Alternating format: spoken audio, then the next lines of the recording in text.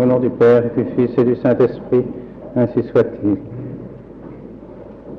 Cher frère Louis, cher frère Gabriel, dans quelques instants, vous allez faire profession publique, vous, cher frère Louis, d'une manière plus implicite, moins publique, vous, mon cher frère Gabriel, d'une manière tout à fait formelle et explicite, de rechercher la perfection. Vous, en revêtant l'habit clérical et l'habit religieux, et vous, cher frère Gabriel, en prononçant vos vœux de religion. Ainsi, par votre exemple, nous serons tous encouragés à rechercher la perfection. Et ces cérémonies sont très fructueuses pour le séminaire.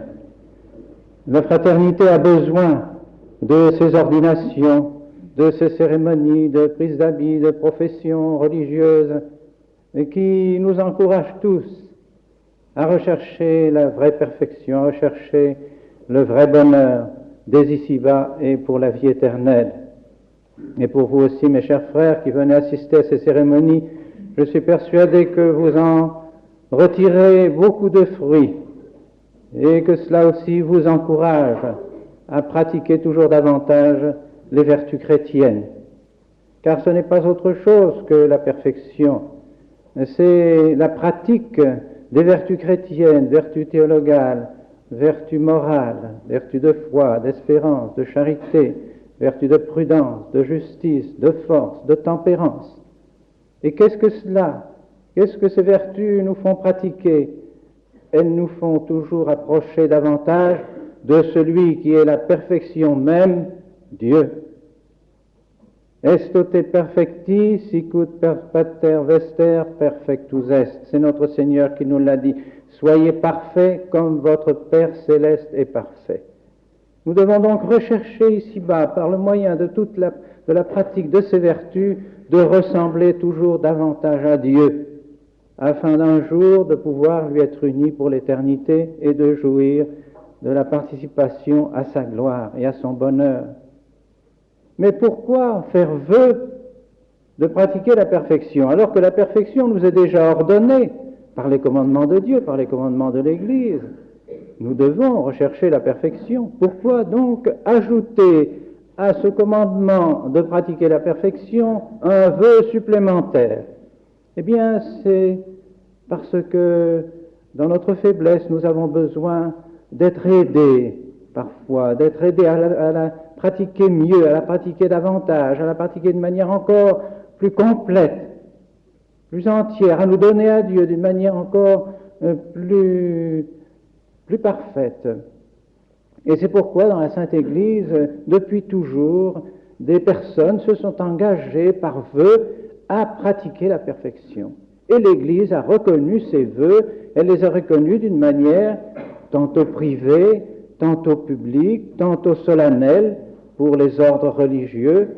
Les vœux que le frère Gabriel va prononcer sont des vœux publics, mais non point des vœux solennels, comme le font ceux qui s'engagent dans les grands ordres religieux. Mais néanmoins, ces vœux les obligent celui qui prononce ces vœux de les pratiquer d'une manière plus parfaite, et ainsi de montrer à tous l'exemple d'une perfection plus grande. Eh bien, c'est ce à quoi vous allez vous engager, et l'un et l'autre, donc à montrer l'exemple parmi vos frères d'une perfection et d'un amour du bon Dieu toujours plus grand.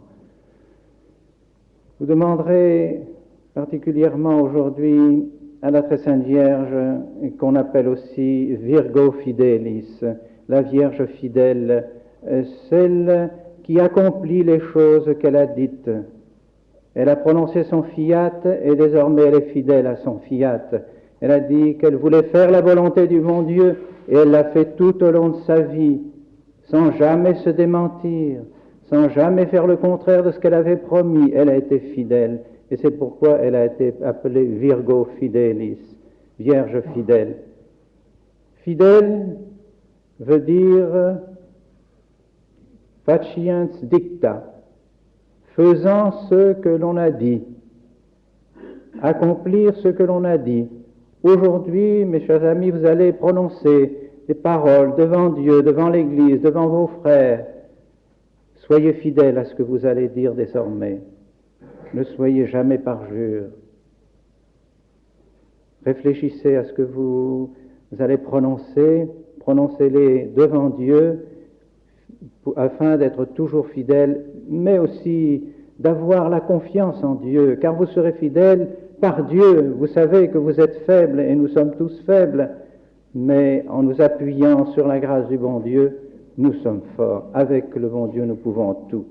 Et si vous prononcez des vœux qui peuvent paraître à première vue très difficiles à pratiquer ces vertus d'obéissance, de pauvreté, de chasteté, voilà des propositions qui sont bien difficiles à tenir, et pourtant, avec la grâce du bon Dieu, certainement, vous pouvez les tenir et vous les tiendrez. Pourquoi l'obéissance, la pauvreté, la chasteté?